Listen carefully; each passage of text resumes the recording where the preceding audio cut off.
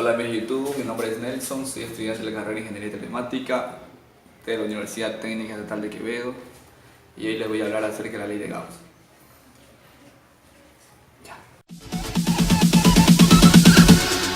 Bounce.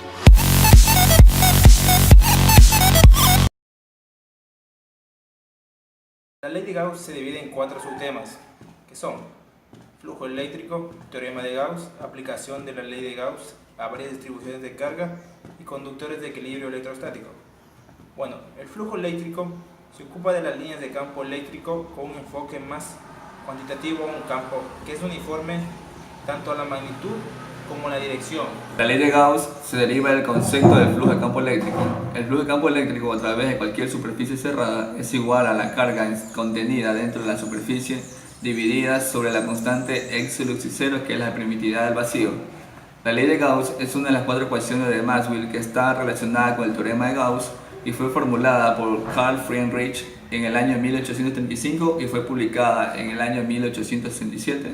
En este capítulo se describe la ley de Gauss como un procedimiento alterno para calcular campos eléctricos. Esta ley parte de que la fuerza electrostática se exhibe entre cargas. A pesar de que se trata de una consecuencia de la ley de Coulomb, la ley de Gauss es más útil para calcular los campos eléctricos de distribuciones de carga muy simétricos y permite hacer razonamientos cualitativos al tratar con problemas complicados. Aplicaciones de la ley de Gauss. Para aplicar la ley de Gauss es necesario conocer previamente la dirección y sentido de las líneas del campo eléctrico generado por la distribución de carga.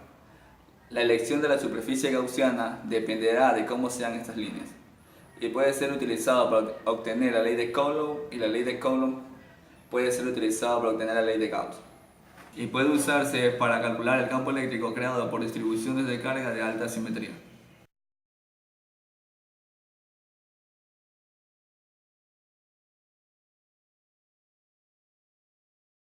Aplicaciones de la ley de Gauss. El teorema de Gauss establece que el flujo de campo eléctrico que atraviesa una superficie cerrada es igual a la carga neta situada en su interior dividida por las constantes dieléctricas del medio.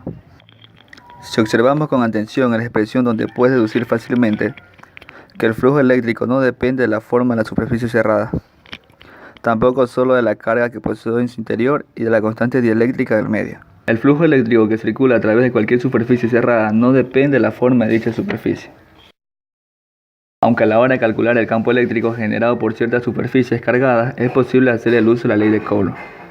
En muchas ocasiones resulta más sencillo utilizar el teorema de Gauss sobre el flujo eléctrico. Para ello es común seguir los siguientes pasos.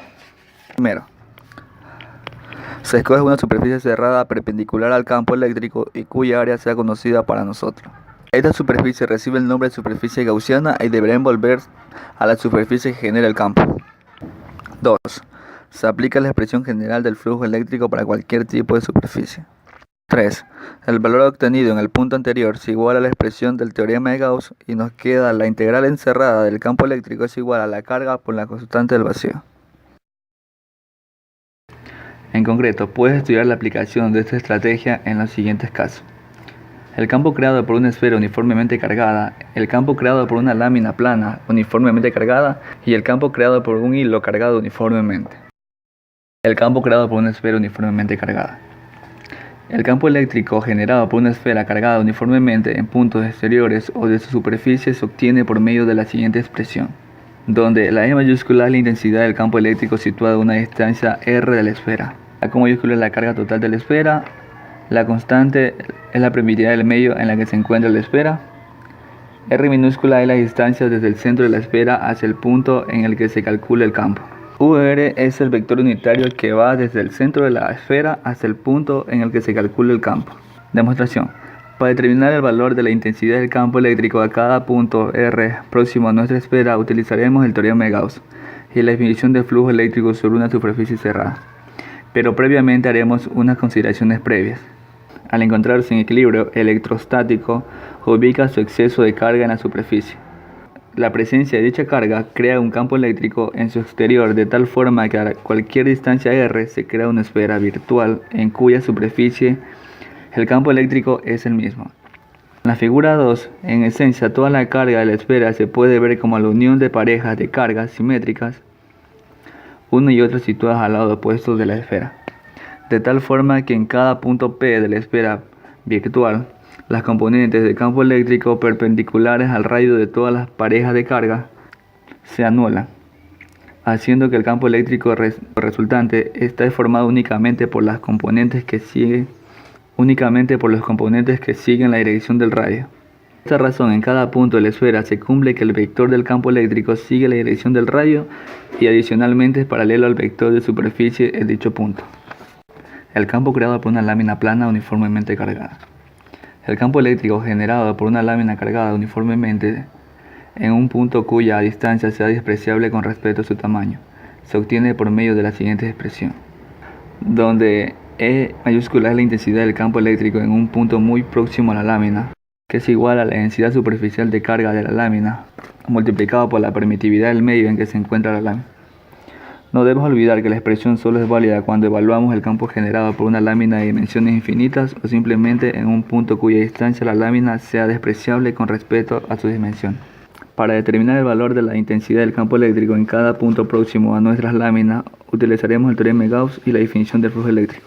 En esencia, toda carga de la lámina se puede ver como la unión de parejas de cargas simétricas, de tal forma que en cada punto próximo a ella, las componentes del campo eléctrico perpendiculares al radio de todas las parejas de cargas se anulan, haciendo que el campo eléctrico resultante esté formado únicamente por los componentes que siguen una dirección perpendicular a la superficie de la lámina. En la figura 2, debido a lo anterior, las líneas de campo son perpendiculares a la lámina y si situamos un paralelepípedo en medio podemos observar que tan solo las líneas de campo atraviesan las bases S1 y S2, el resto de caras quedan intactas. El campo creado por un hilo cargado uniformemente. El campo eléctrico generado por una distribución lineal de carga, hilo uniformemente cargado en un punto próximo a él. En la figura 1, las distribuciones lineales de carga generan un campo eléctrico radial en cada plano perpendicular al hilo. En la figura 2, debido a lo anterior, el valor de la intensidad del campo eléctrico será igual en todos los puntos situados a la misma distancia r del hilo.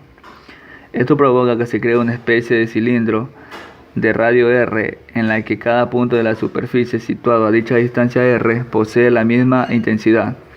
Si te das cuenta, las líneas de campo únicamente atraviesan los laterales del cilindro, no circulando nunca por sus bases. Dicha superficie, denominada superficie gaussiana, debe poseer un área fácil de obtener y debe ser perpendicular a dicho campo eléctrico. En nuestro caso, parece evidente que la superficie gaussiana debería ser el cilindro.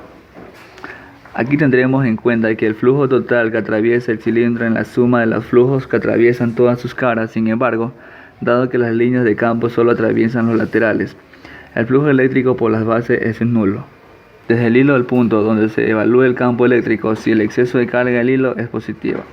Desde el punto hasta el hilo, si el exceso de carga es negativa. Bounds.